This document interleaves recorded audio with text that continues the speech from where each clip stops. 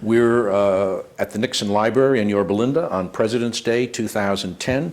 We're with Dwight Chapin, who was the organizer and moderator of the panel today on the use of the president's time. And Dwight, congratulations, first of all, on a very successful event. We had more than 400 people, and only about 200 left about a half an hour in. So it was very successful.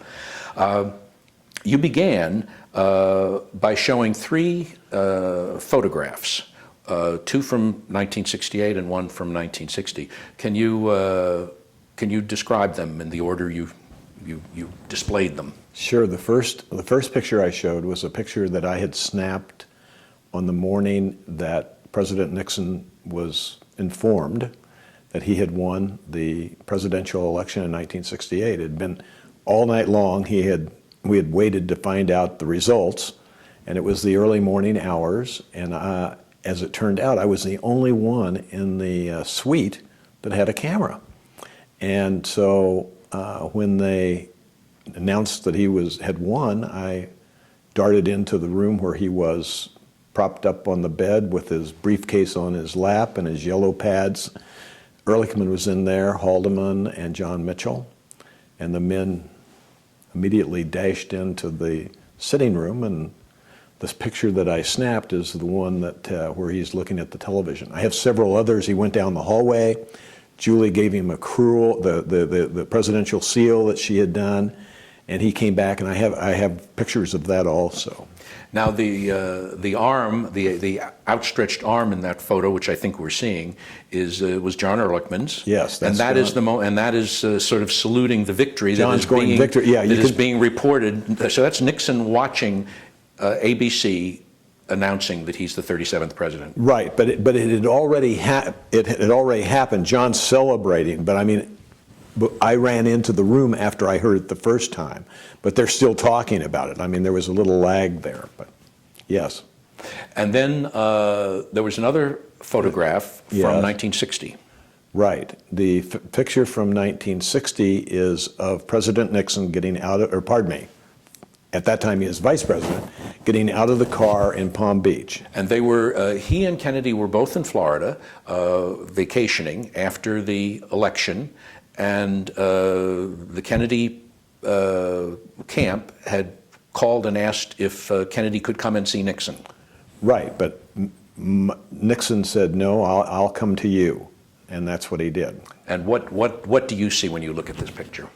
I see country first is what I see, and the reason is that, you know, in Illinois, Mayor Daley, it's been suggested that the election results had been manipulated, and Nixon would have nothing to do with challenging those results for the good of the country. He thought it would be too much turmoil for the country to go through some kind of an investigation. And so to me, that's country first. So having had this experience of losing and having to go and meet and congratulate the winner in '60, you closed your opening with a third photograph from 1968. Yes, and the picture from 1968 is Hubert Humphrey arriving and Nixon meeting him at the bottom of the stairs. Mrs. Humphrey comes down. It's interesting that the vice presidential candidate, Ed Muskie, and his wife were also on that plane, but the picture didn't capture that. But the president-elect, Nixon, took Humphrey up to the second floor of this air terminal, this Air Force Base terminal, into this little tiny room where there were just two chairs, and the men met in there. And I was under instructions to go in and to break this thing up after 10 minutes. It had to be 10 minutes. And the president-elect was very firm on that. And so I went in the first time and I was kind of shooed out. I went in the second time, I was kind of shooed out. The third time I went in, the men were standing. And Nixon had his arm over Humphrey's shoulder. And Humphrey was, I didn't use the word today, but I mean, he was really sobbing. I mean, he could hardly, he was really choked up. And he said, you know, Dick, I want to help in any way I can. And the president-elect said, Hubert, you know, you and Muriel go on and take some time off, and I'll be in touch. But it was an incredibly touching moment to see these two warriors at the end of this kind of, this campaign. And the important thing here was that Nixon was really gracious. His tenderness came, I mean, his feelings for this man, and particularly because he had been through it himself. It's an incredibly poignant moment to have experienced it yourself, right. and be in the reverse position 8 years later. It's a goosebump moment. Right. It was a goosebump moment, and I considered it a real privilege to be in that room at that moment. How did you get the gig? How did you, a young man, end up working for Richard Nixon in the middle '60s? When Nixon was going to run for governor of California, that summer, the summer of 1962, I did not have a job, and my father and mother always wanted me to have a job. It's interesting, you don't know this, but in 1960, I worked at the Democratic Convention for CBS, and I clipped the teletypes and I took it into the booth where there was Eric Sevareid, Walter Cronkite, Charles Collingwood, and all those guys. So my juices were flowing about politics anyway. So 1962 comes around and Dad said, look, we have a contact, know a person at the Nixon for Governor campaign. And I went down and I interviewed with Herb Kalmbach, and Herb took me down the hall to meet this young 36-year-old campaign manager, Bob Haldeman. And I became a Nixon field man. I was in charge of the San Fernando Valley, Ventura County, and Santa Barbara counties, and my job was to establish campaign headquarters and work with all the local people. And so, I'm this kid, I'm still going to school at USC. I dropped from my course load from 12 units down to about 3 units. It took me an extra 3/4 of a year to graduate because of it, but I got so involved in this Nixon thing, and we lost, and I couldn't believe that we lost. All of the senior management of the campaign knew we were going to lose. I didn't know. I couldn't believe it. I drove around LA all day that day, crying. I mean, I'd been there when he said, you won't have Dick Nixon to kick around anymore. I was as close to him as the wall over there. And I just couldn't, it was just devastating to me. How did you get from there then to a cubbyhole in the Nixon apartment? Well, at 810 Fifth I've got to Avenue? go through a couple of things if you want to know, because I went to work for Bob Haldeman at J. Walter Thompson. That led to me going to the Republican convention in San Francisco in '64 when Goldwater was there, and Richard Nixon and Pat Nixon had a reception at that convention, and I stood as the aide. I stood right next to him and introduced the people coming through the line, and that was when I really started kind of creeping into this role, and got the exposure to both Mr. Nixon and Mrs. Nixon. Then I transferred to New York from Los Angeles. And when I got to Manhattan, I called Rosemary Woods, and I would go down after work to the Nixon law firm at 20 Broad Street and answer mail coming into Richard Nixon. And the lady sitting there answering mail with me was Mrs. Nixon. So they got to know me, and I was loyal. I was there all the time.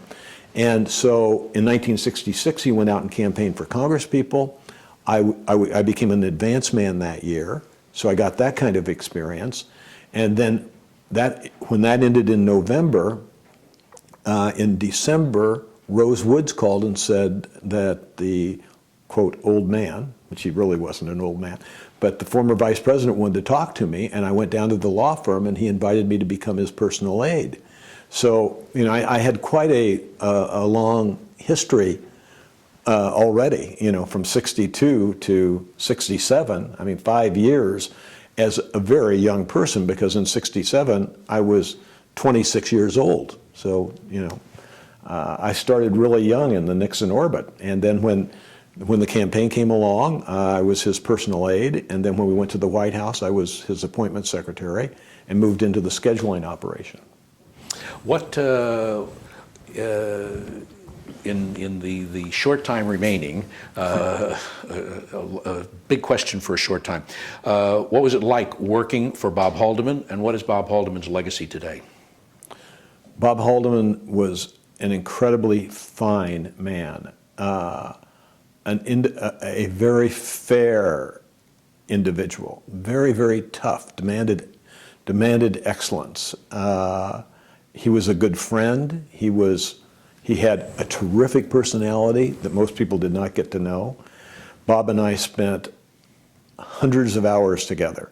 We used to come to Newport Beach when he would come back from the trips east where they were starting to plot the Nixon strategy for the comeback, and he would tell me every detail of the meetings that took place in New York. I mean, and it just, everything about Bob and how we related to one another was fantastic. What was the other part of your question? I'm sorry. Legacy today. His legacy today, I believe, is the incredible managerial system that he put in place at the White House that is still there, the way that things are processed, the way the staff secretariat system works in the White House, the way that the modern presidency is operated really has its roots back to what Bob Haldeman did. And I have had discussions with Jim Baker, Al Haig, Ken Duberstein, I forget who I'm leaving out here, but another chief, two or three other chiefs of staff. So these are all former chiefs of staff, post-Nixon presidential chiefs of staff. And then I have heard that Bowles, who was there with Erskine Bowles, also, according to Joe Haldeman, was incredibly complimentary. All of these predecessors know what Bob's contribution was.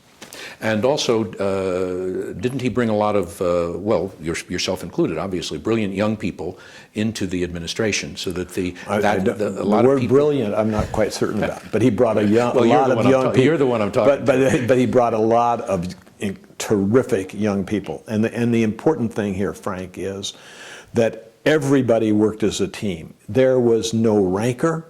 It wasn't tolerated. It wouldn't have been tolerated. Everybody was working flat out. There was no backbiting. I mean, some of the men, and we've been discussing this over the last, few weeks as we got ready for the presentation today. And I mean, none of us can remember arguments or being at loggerheads at one another. I mean, we were all in there working our hearts out to make it work for Richard Nixon and for Bob Haldeman. So the reputation, not unfounded, of the Kennedy administration as representing the arrival of the best and the brightest into Washington after the languors of the Eisenhower years.